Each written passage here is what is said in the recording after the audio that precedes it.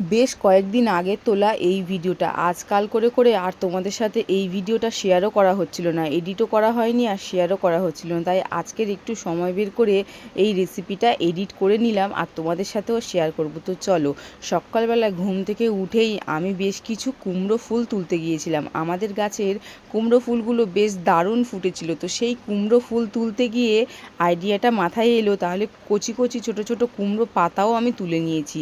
আর ফ্রিজের মধ্যে বেশ খানিকটা চিংড়ি মাছ ছিল, তো সেটাকে দিয়েই আজকের নতুনত্ব একটা রেসিপি তৈরি করব। তো চলো তোমরা দেখতে থাকো, আশা করি তোমাদের বেশ পছন্দ হবে রেসিপিটা।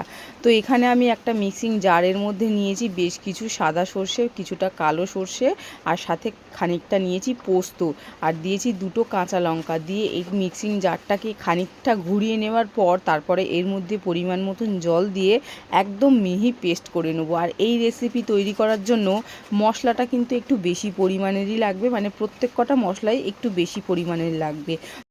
আচ্ছা, কারা কারা এখনও পর্যন্ত বুঝতে পারোনি আমি কি রেসিপি তৈরি করতে চলেছি?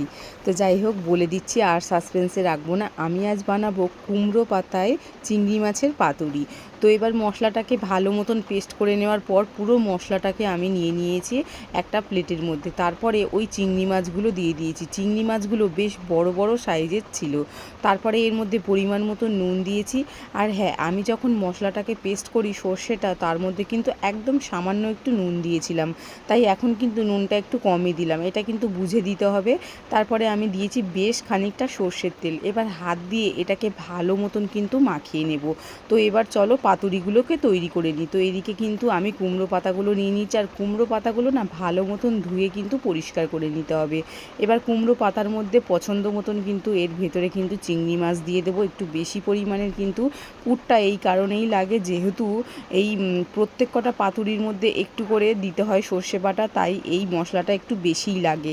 এবার তোমাদেরকে একটা কথা বলি, তোমরা চাইলে এই নর্মালভাবে এটাকে এরকম ফোল্ড করে নিতে পারো, ওই সর্ষের পেস্টটাকে দিয়েই আমি বানিয়ে নিয়েছি। আর চাইলে কেউ অল্প একটু বেসন গুলিয়ে এটাকে কিন্তু ফোল্ড করে নিতে পারো, যেটা তোমাদের পছন্দ সেইভাবেই বানাতে পারো। তো প্রথম দিকে আমি দুটো একটা নর্মালভাবে মুড়েছি, মোড়ার পরে আমার মনে হলো অল্প একটু বেসন গুলে নিই, তাই আমি সমস্ত কিছু লাস্টেরগুলো একদম বেসন গুলে কিন্তু এইভাবে কিন্তু সমস্ত ফোল্ড করে করে কিন্তু বানিয়েছি। প্রসেস কিন্তু একই ছিল। তো প্রত্যেক কটা কিন্তু ওপরে আমি অল্প অল্প করে একটু বেসন লাগিয়ে বানিয়ে নিয়েছি। সমস্ত কিছু বানিয়ে নেওয়ার পর এবার কিন্তু এগুলোকে ভেজে নেব। তবে এখানে একটা কথা বলি, এগুলো ভাজতে হলে কিন্তু সর্ষের তেলেই ভাজতে হবে, তাহলেই বেশ খেতে দারুণ লাগবে। একদম কড়াইয়ে অল্প করে আমি সর্ষের তেল দিয়েছি। হ্যাঁ, এই পাতুরিটা কিন্তু ভাপা করলে তেমন একটা খেতে ভালো লাগবে না, এটা কিন্তু ভাজাই করতে লাগবে, তাহলে খেতে ভালো লাগবে। তবে এই ভাজাটার মধ্যে কিন্তু বেশ কায়দা লুকিয়ে আছে। কায়দা হচ্ছে এটাই, ঢাকনা চাপা দিয়ে দিয়ে কিন্তু এটাকে গ্যাসের ফ্লেম লোতে দিয়ে কিন্তু খানিকক্ষণ রেখে রেখে ভাজতে হবে।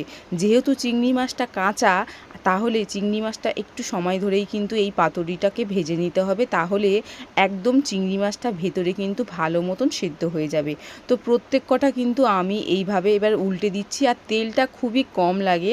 আমি একদম অল্প তেলেই কিন্তু এটাকে উল্টে পাল্টে কিন্তু বেশ ভালো করে ভেজে নিয়েছি।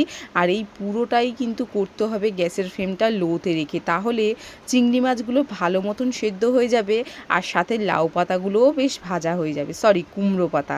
তো বারে বারেই কিন্তু আমার মিস্টেক হয়ে যাচ্ছে, আমি এই কুমড়ো পাতাটাকে লাউ পাতা বলে ফেলছি। তো এই কুমড়ো পাতাগুলো এত সুন্দর কচি কচি ছিল, আর এই কুমড়ো পাতাগুলো মনেই হচ্ছিল না যে কুমড়ো পাতা।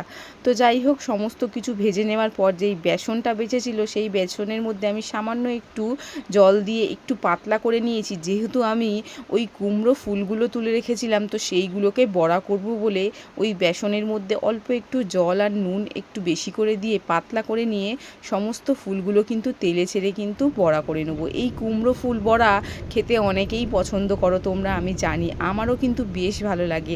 গরম ভাতে এই বড়া থাকলে আর কিচ্ছু লাগে না। আর এই যে বেসনের গোলাটা একটু পাতলা করলে তাহলে একদম কুমড়ো ফুলগুলো দারুণ ভাজা হয়, বেশ মচমচে করে ভাজা হয়। তো প্রত্যেক কটা কুমড়ো ফুল আমি ভেজে নিয়েছি, সাথে কুমড়ো পাতার পাতুরিটাও রেডি হয়ে গেছে। তো চলো এবার খেতে বসে পড়ি।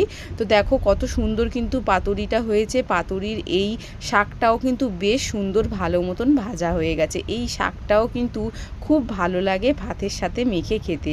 তো চলো প্লেটিংটা আমি সাজিয়ে নিই। এর আগে যদিও বা তোমাদের সাথে একটা ভাতের এই রেসিপিটা আমি শেয়ার করেছিলাম, তো তখন পুরো রেসিপিটা দেওয়া হয়নি। তো আজকাল করে করে আর হচ্ছিল না, তাই আজকের কিন্তু তোমাদের সাথে রেসিপিটা শেয়ার করে নিলাম। তো চলো এবার ভাত দিয়ে মাখিয়ে খেয়ে দেখি কেমন লাগে। তো সত্যি কথা বলতে এই সর্ষে বাটাটার এতটা সুন্দর টেস্ট হয়েছিল, আর চিংড়ি মাছ থাকলে সেই জিনিসের স্বাদ হবে না তা কি কখনো হয়? প্রথম বাইটটা নেওয়ার পরে সমস্ত কিছু স্বাদ মুখের ভেতরে যেন একদম কি বলবো তোমাদেরকে, অমৃত লাগছিল। তো পুরো ভাতটা আমি এই পাতুরি দিয়েই মেখে খেয়ে ফেলেছি। তো কেমন লাগলো এই চিংড়ি মাছের পাতুরির রেসিপিটা অবশ্যই কমেন্ট বক্সে জানিও। পারলে বন্ধুদের কাছে ভিডিওটা শেয়ার করে দিও। টাটা।